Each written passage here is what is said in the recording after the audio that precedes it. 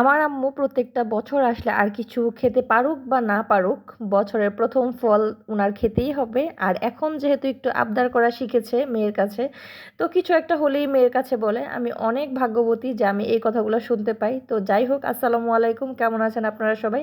আশা করতেছি আপনারা সবাই ভালো আছেন। আলহামদুলিল্লাহ, আল্লাহ তাআলার রহমতে আমি অনেক ভালো আছি। যেহেতু বছরের প্রথম ফল বাবা মাকে তো খাওয়াতে হবেই।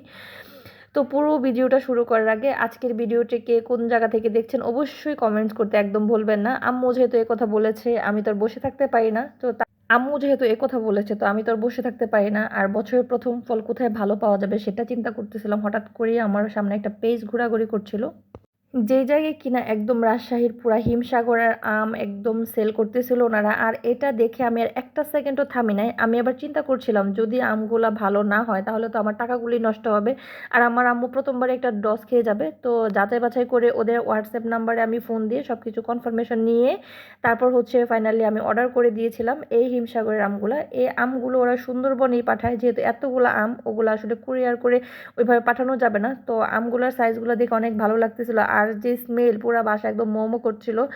যেহেতু আমগুলো আমি নিয়ে আসছিলাম আগের দিন, তো এরপরেই আমগুলো চলে আসছে আমাদের বাসায়। তো আমার আব্বু আর অয়ন যে বাসাতে মানে আমগুলো নিয়ে আসছে, আমগুলি ছিল অর্ধেক কাঁচা পাকা টাইপের, কারণ কিছুদিন পরে কিছুদিন না পুরোপুরি 2 দিন পরে এই আমগুলো সব পেকে গিয়েছিল। আর এই আমগুলো আমি নিয়ে আসছিলাম আম বন্ধুর কাছ থেকে। তো আম তো আমি ওদের পেছ থেকে নিয়ে আসছিলাম, আর আমি আম অন্য কোনো জায়গা থেকে নিই না, কোনটা আম ভালো কোনটা খারাপ। আমার আম্মু অনেক কিছু আমার জন্য পাঠিয়ে দেয়, তো চিন্তা করলাম যে সবসময় তো মাই আমার জন্য অনেক কিছু পাঠায়।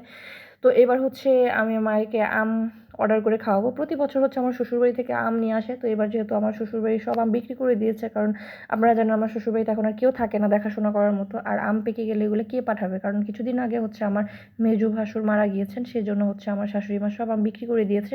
কিছু রেখেছে আমাদের জন্য, কিন্তু এর আগে তো আমার বাবা মা থাকবে না, চিন্তা করতেছিলাম যে ওনারা আবার বাড়ি চলে যাবে। তো সেই জন্য আসলে আমগুলো অর্ডার করেছিলাম। আর আমগুলো এত ভালো ছিল, আমি যখন আমগুলো বের করতেছিলাম তখন আমার নিজের কাছে মনে হচ্ছিল যে আমগুলো অনেক ভালো হবে, অনেক মিষ্টি, এত সুন্দর স্মেল। কয়েকটা পাকাও ছিল, আর এই পাকা আমগুলো দেখার পর আমি তাড়াতাড়ি করে আমগুলো কয়েকটা আম কেটে নিলাম। আর প্রথম আমটা আমি খেতে দিয়েছিলাম আমার বাবাকে, কারণ আমি মনে হচ্ছে যে না, আমার বাবাই আগে টেস্ট করুক। আমার বাবা টেস্ট করে যদি বলে যে ভালো, তাহলে আমার কাছে অনেক বেশি ভালো লাগবে।